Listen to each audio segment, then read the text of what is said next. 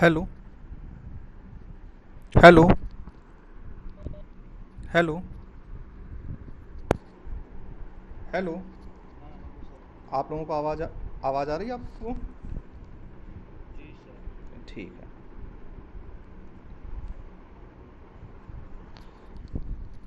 चलिए, आज की इस क्लास में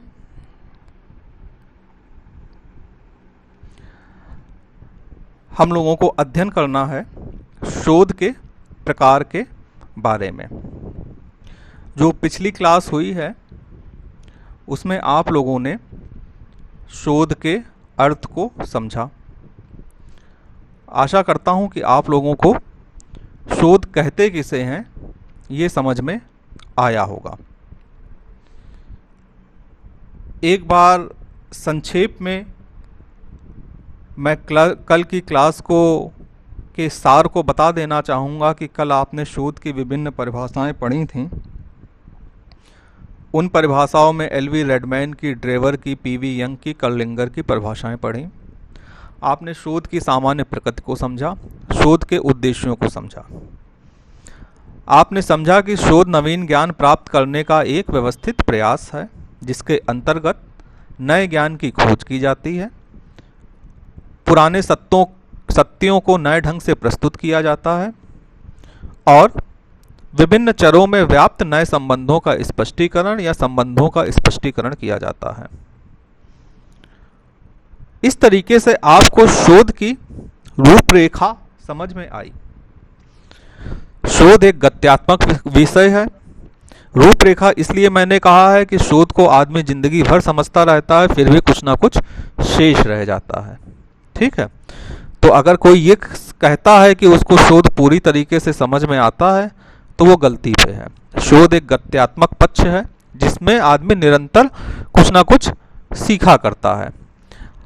अब आपके विषय पाठ्यक्रम में एक विषय सम्मिलित है, शोध के प्रकार। अब शोध के प्रकार अगर देखा जाए तो खुद में एक बहुत विस्तृत विषय है। विस्तृत मैंने इसलिए कहा है कि विभिन्न आधारों पर शोध को भिन्न भिन्न विद्वानों ने भिन्न भिन्न दृष्टिकोणों से वर्गीकृत करने का प्रयास किया है, बांटने का प्रयास किया है। उन्होंने भिन्न तरीके से शोध के प्रकार बताए हैं। मैंने खुद 5-6 किताबें 7 किताबें देखी और उन 7 किताबों को देखने के बाद मैंने एक संश्लेषण किया उन सारी किताबों में जो फैक्ट्स दिए गए थे। उसके आधार पे मैं इस बात पे पहुंचा हूं कि अगर आपको शोध के प्रकार को समझना है तो आपको उसके विभिन्न आधारों को विकसित कर लेना चाहिए। कुछ प्रमुख आधारों के पे हमने शोध को विभाजित करने का कार्य किया है या विभिन्न पाठ्य पुस्तकों की सहायता से, जिसमें कि पहला आधार है अनुप्रयोग के आधार पे, दूसरा आधार है उद्देश्य के आधार पे, तीसरा आधार है प्रच्छा विधि इंक्वायरी मोड या इंक्वायरी मेथड के आधार पे, चौथा अन्य प्रकार। अब इस आधार पे शोध के विभिन्न प्रकार की कैटेगरीज की गई हैं। जैसे कि अनुप्रयोग के आधार पर शोध को 2 भागों में बांटा गया, शुद्ध शोध और व्यवहारिक शोध। उद्देश्य के आधार पर शोध को वर्णनात्मक शोध, अन्वेषणात्मक शोध, सहसंबंधात्मक शोध, व्याख्यात्मक शोध, भविष्य सूचक शोध, क्रियात्मक शोध आदि आदि आदि। यहाँ मैंने आदि इसलिए कहा क्योंकि उद्देश्य बहुत सारे होते हैं और उन उद्देश्यों के आधार पर एक विस्तृत श्रृंखला यहाँ पे शोधों की विकसित की जा सकती है। अतः यह 6 ही यहाँ पे इन 6 पे ही बात खत्म नहीं होती। जिस तरीके से शोध के उद्देश्य होंगे उस शोध की कैटेगरी या उस शोध का प्रकार उसी हिसाब से विकसित होगा। इसके बाद इंक्वायरी के आधार पर जो शोध है वो मात्रात्मक और गुणात्मक और दोनों को मिलाकर के मिश्रित। बहुत तेज भागने की आवश्यकता नहीं है। ठीक है, आज इस व्याख्यान में हम केवल अनुप्रयोग के आधार पर शोध के जो प्रकार होते हैं उनका विवेचन करेंगे कि अनुप्रयोग यानी कि जो चीज उपयोग में लाई जा रही है, जिस प्रकार का हम शोध कर रहे हैं, ठीक है, उसकी प्रकृति के अनुसार, ठीक, उस शोध का क्या प्रकार है। तो जैसे कि मैंने आपको बताया, अनुप्रयोग के आधार पर शोध को दो भागों में बांटा गया, शुद्ध शोध और व्यवहारिक शोध। आज के इस व्याख्यान में आप लोग शुद्ध शोध और व्यवहारिक शोध के अर्थ और परिभाषा को समझेंगे। शुद्ध शोध की विभिन्न परिभाषाओं को जानेंगे, जिसके अंतर्गत अंडरवुड की परिभाषा, मोहसिन की परिभाषा, रेबर की परिभाषा को पढ़ेंगे। तत्पश्चात आप शुद्ध शोध की विशेषताओं को पढ़ेंगे और दूसरी तरफ आप व्यवहारिक शोध के अर्थ और परिभाषाओं के साथ साथ मोहसिन की परिभाषा और टाउनसेट की परिभाषा का विश्लेषण सुनेंगे। तत्पश्चात व्यवहारिक शोध की विशेषताओं को जानेंगे। उपरोक्त बिंदुओं के विवेचन को सुनने के बाद में आप शुद्ध शोध और व्यवहारिक शोध में स्पष्ट रूप से अंतर कर सकने में सक्षम होंगे। अब हम आते हैं शुद्ध शोध पे कि शुद्ध शोध होता क्या है। देखिए, शुद्ध शोध को अंडरवुड ने डिफाइन किया है कि शुद्ध शोधकर्ता विश्व, ब्रैकेट में आप प्रकृति समझ लें या विश्व को आप प्रकृति के सेंस में भी समझें, ये आपसे मैं अनुरोध करूंगा, ठीक है, अगर आप उसका सही मानी समझना चाहते हैं तो। यानी कि शुद्ध शोधकर्ता विश्व या प्रकृति की घटनाओं को केवल समझने का प्रयास करता है। अब देखिए, यहाँ पे एक अहम चीज लिखी गई है अंडरवुड के द्वारा, केवल समझने का प्रयास करता है, ठीक है। यानी कि all the pure research worker wants to do is to understand the world, कि ये केवल विश्व को समझने का एक प्रयास करता है। अभी आपको बात पूरी तरीके से समझ में आएगी जब आप अगली परिभाषा सुन लेंगे। मोहसिन महोदय कहते हैं कि शुद्ध शोध का संबंध मुख्य रूप से प्रकृति के कार्यकलापों के ज्ञान से है। Pure research is concerned mainly with understanding the ways of nature, ये मोहसिन महोदय का कथन है। अब तीसरा कथन सुन लीजिए रेबर महोदय का। रेबर कहते हैं शुद्ध शोध वह विज्ञान है जिसका मुख्य उद्देश्य प्राकृतिक घटनाओं की व्याख्या करना, समझना तथा अर्जन करना है।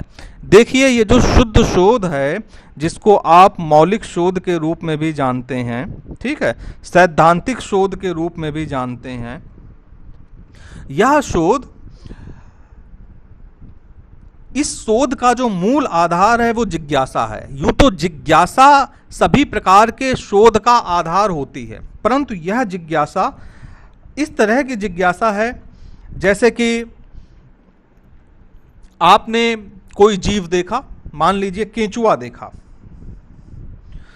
तो आपको केंचुआ के बारे में उत्सुकता हुई कि हम इस केंचुए के बारे में ज्यादा से ज्यादा जानें। जैसे कि आप रात को छत पे लेटे, आपने तारों को टूटते हुए देखा, तो आपको ये जिज्ञासा हुई कि हम तारों की टूटने की घटना को विस्तार से समझें। यानी कि शुद्ध शोधकर्ता अपनी जिज्ञासाओं को समझने का प्रयास करता है, इसका कोई प्रत्यक्ष रूप से व्यवहारिक महत्व नहीं होता। जैसे कि आप प्राकृतिक फिनोमिना पे रिसर्च कर रहे हैं, उस प्राकृतिक फिनोमिना के रिसर्च का, या आपने केंचुआ के ऊपर कोई रिसर्च करी वर्तमान समय में कि केंचुआ किस तरीके से सीखता है, ठीक है, प्रत्येक जीव सीखते हैं, तो केंचुए में लर्निंग का प्रोसेस क्या है, आपने इसके ऊपर रिसर्च करी, क्या इससे आपके समाज को कोई प्रत्यक्ष रूप से लाभ होगा? प्रत्यक्ष रूप से तो लाभ नहीं होगा। लेकिन यह संभव है कि आपका कोई अध्ययन जो कि इस कैटेगरी में आता हो, जो कि सिद्धांत को समर्पित हो, जो सैद्धांतिक व्याख्या करता हो, जो प्राकृतिक घटनाओं की व्याख्या करता हो, लेकिन काफी समय के बाद में वो मानव को लाभ पहुंचाए। जैसे कि आप लोगों में से जिसने भी बीएड किया होगा उसने सीखने के सिद्धांत पढ़े होंगे, तो वहां पे आता है कि थॉर्नडाइक ने विभिन्न प्रकार के जीवों पे अपने लर्निंग के एक्सपेरिमेंट किए, ठीक है। लर्निंग के आप लोग सिद्धांत जहाँ पे पढ़ेंगे वहाँ पे कुछ सिद्धांत चूहे पे किए गए हैं, कुछ सिद्धांत वनमानुष पे किए गए हैं, कुछ सिद्धांत कुत्ते पे किए गए हैं, ठीक है, इस तरीके के जीवों पे किए गए हैं, ठीक। लेकिन वो उन सिद्धांत, उस लर्निंग के जो वो सिद्धांत वहाँ पे जो ये एक्सपेरिमेंट किए गए, वहाँ पे वो सिद्धांतों ने उन्हें तत्कालिक रूप से समाज को कोई लाभ नहीं पहुँचाया, लेकिन एक समय बाद, एक लंबे समय बाद वे सारे अनुसंधान लास्ट को लाभान्वित किए कि उनसे हमने लर्निंग की विभिन्न प्रकार की थ्योरीज डेवलप की। यानी कि ये जो शुद्ध शोध होता है, इस शोध में आप लोगों को समझना होगा जो व्यवहारिक पक्ष होता है वो व्यवहारिक पक्ष गौड़ होता है, ठीक है। जो सैद्धांतिक पक्ष होता है वो सैद्धांतिक पक्ष की प्रधानता होती है। इस शोध का जो मूलभूत आधार तत्व है वो मानवीय जिज्ञासा है। शोधकर्ता प्रकृति में विविध रूपी रहस्यमयी व्यवस्था के प्रति अपनी जिज्ञासाओं के समुचित उत्तर के लिए इस प्रकार का यानी कि शुद्ध शोध करता है। आपको जैसे कि दिन रात का होना, ठीक है, ग्रहण का होना, या इसी प्रकार की अन्य किसी प्राकृतिक घटना का होना, जो कि एक प्रकृति के विविध रूप में एक सामाजिक व्यवस्था है और एक प्राकृतिक रहस्यमय व्यवस्था है, जो कि हमेशा एक मानव के जिज्ञासा का केंद्र बिंदु रही है। तो इस प्रकार के शोध उस प्राकृतिक रहस्यमय व्यवस्था के प्रति समर्पित होते हैं। दूसरा इसका महत्वपूर्ण विशेषता है कि शुद्ध शोध के माध्यम से समाज को तत्कालिक कोई लाभ नहीं होता, लेकिन यह संभव है कि दीर्घ काल में आपके सिद्धांत से समाज को लाभ हो, जैसे कि मैंने अभी एग्जाम्पल आपको दिया। इसके बाद में यह इस प्रकार के शोध प्रकृति की घटनाओं को समझने में विशेष रूप से प्रभावी होते हैं। और इस शोध को शुद्ध शोध, मौलिक शोध, शुद्ध शोध को मौलिक शोध, सैद्धांतिक शोध या तात्विक शोध के रूप में भी हम जानते हैं। अब इसके बाद में आता है व्यवहारिक शोध। ये व्यवहारिक शोध क्या है? व्यवहारिक शोध की जो मोहसिन की परिभाषा है वो मोहसिन महोदय कहते हैं व्यवहारिक शोध वह है जिसका विश्व में परिवर्तन लाने के निश्चित उद्देश्य से या निश्चित उद्देश्य के साथ प्राकृतिक घटनाओं को समझाने का प्रयास किया जाता है। व्यवहारिक वैज्ञानिक की शोध क्रियाएं व्यवहारिक समस्याओं की ओर निर्देशित होती हैं। अब इस मोहसिन महोदय की परिभाषा के बाद में टाउनसेंड महोदय की परिभाषा सुनिए कि व्यवहारिक शोध में विज्ञान की ऐसी प्रविधियों का अध्ययन किया जाता है जिनका व्यवहार विशिष्ट दृष्टांतों में सूचना प्राप्त करने तथा विशिष्ट समस्या के समाधान हेतु किया जाता है। अब आप भूगोल के संदर्भ में देखिए, जैसे कि पृथ्वी की उत्पत्ति कैसे हुई, बहुत सारी थ्योरीज आपने पढ़ी हैं। ये सब किस कैटेगरी में आती हैं? ये सारे आते हैं आपके शुद्ध शोध में आते हैं, ठीक है। शुद्ध शोध यानी कि रहस्यमयी प्राकृतिक कि ये पृथ्वी कैसे, इस पे जीवन का विकास कैसे हुआ, ये तत्काल लाभ नहीं देते हैं, लेकिन इनके जब आप कोई इससे संबंधित सिद्धांत प्रस्तुत करते हैं तो वो दीर्घ काल में समाज को लाभ दे सकते हैं, लेकिन इसका उद्देश्य किसी भी तरीके की मतलब इसके उद्देश्य में व्यवहारिकता शामिल नहीं है। इस प्रकार के जितने अध्ययन किए गए वो सब कुछ शुद्ध शोध के कैटेगरी में आते हैं।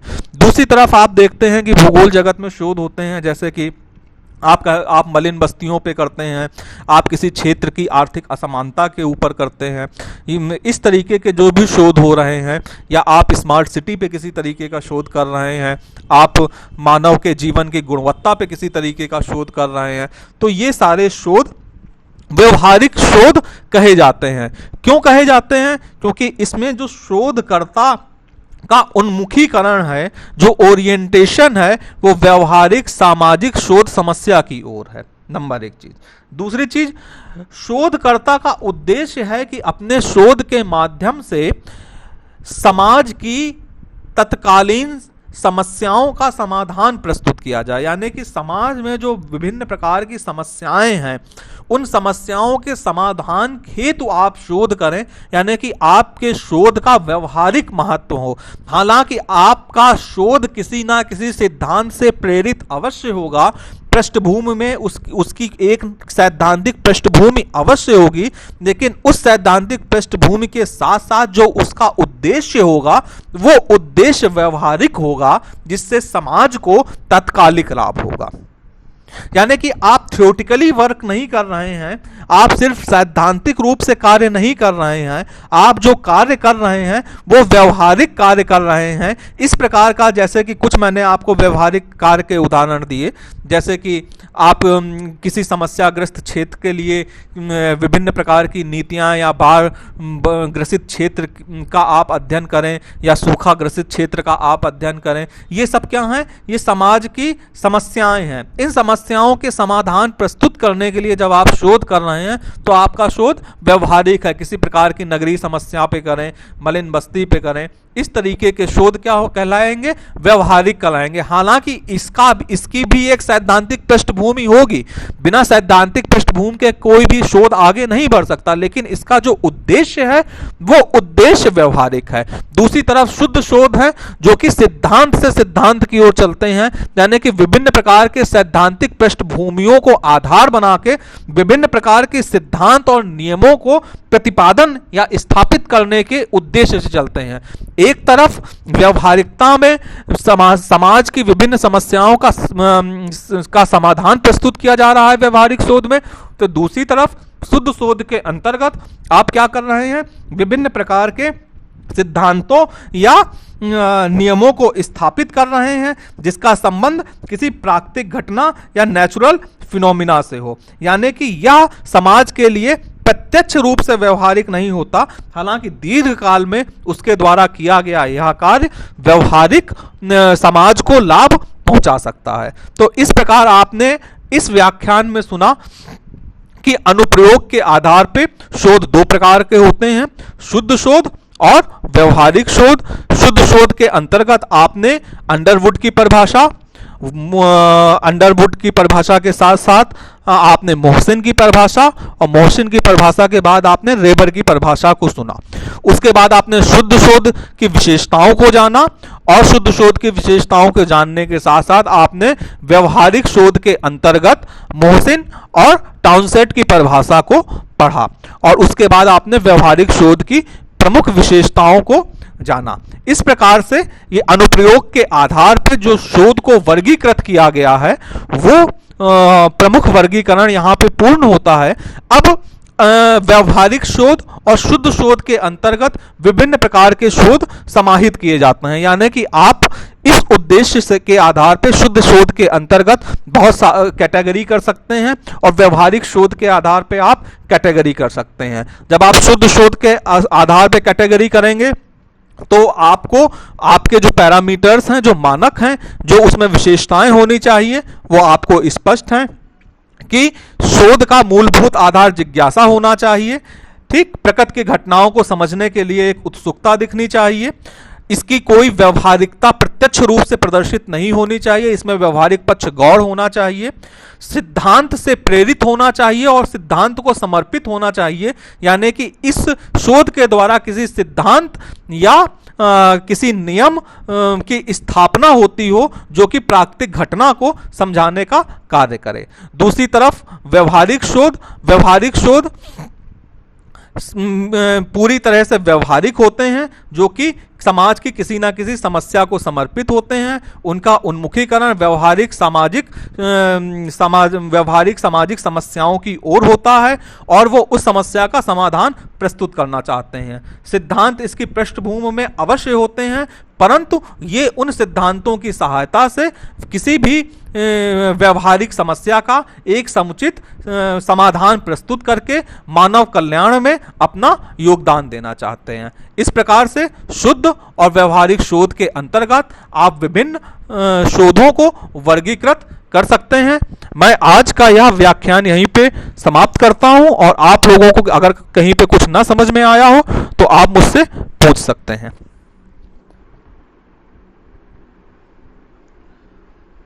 अनुराधा,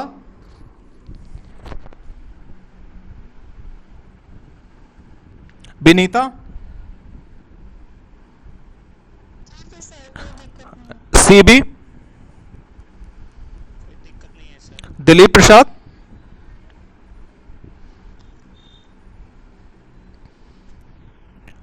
जयशंकर प्रसाद, कृष्णा जी,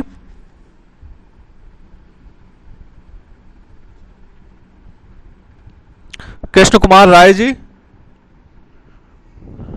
सर, कोई दिक्कत नहीं है। कुमारी बबीता, मधु पांडे, मनीषा कुमारी। सर व्यवहारिक शोध हमको समझ में नहीं आया।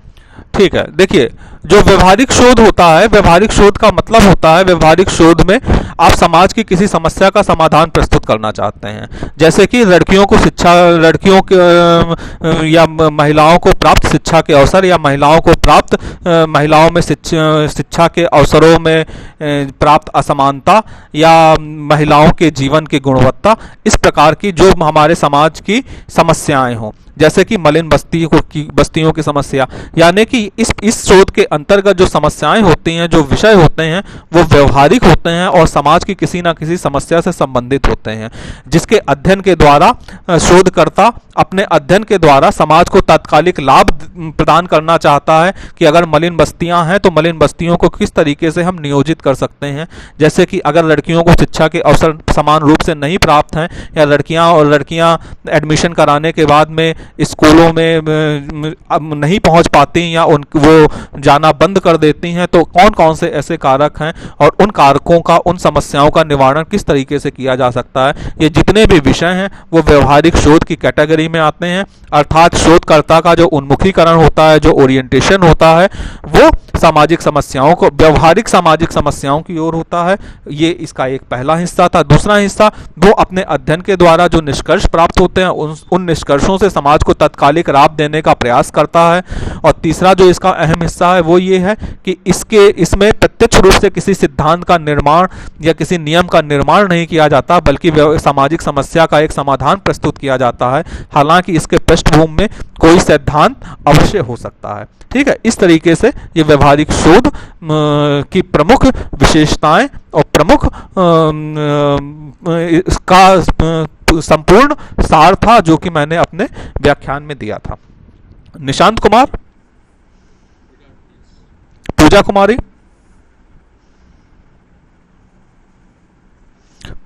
प्रतिभा कुमारी, पूजा कुमारी,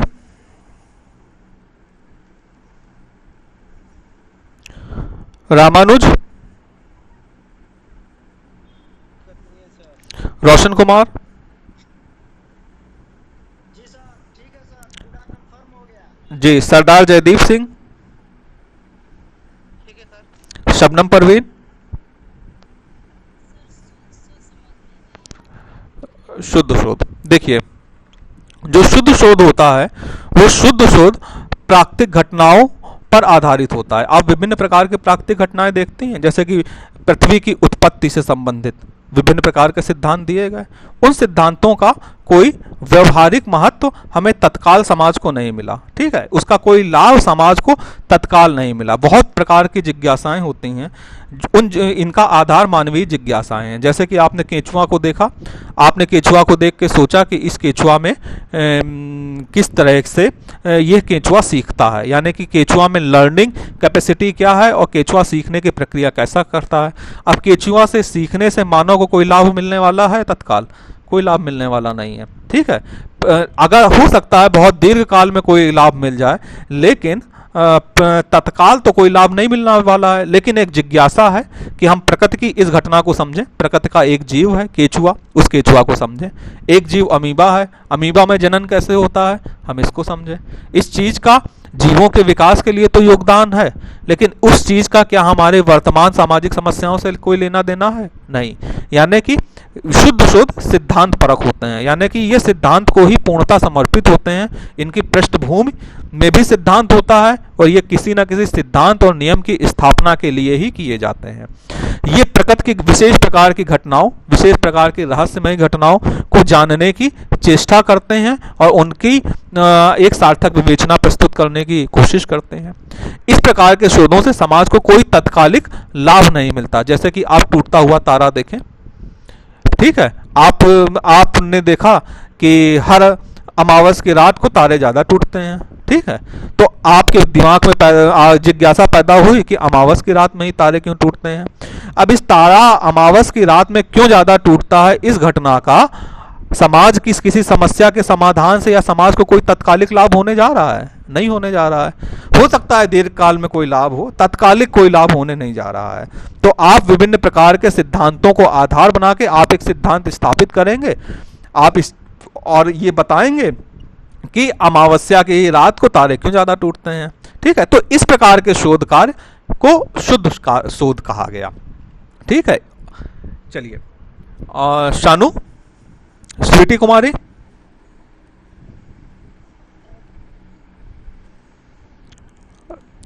ठीक है, आज की क्लास को हम यहीं पे समाप्त करते हैं। कल हम लोग इसी समय पे एक नवीन विषय के साथ में उपस्थित होंगे। ठीक है, कल हम नवीन विषय के साथ में इसी समय पुनः उपस्थित होंगे। तब तक के लिए धन्यवाद।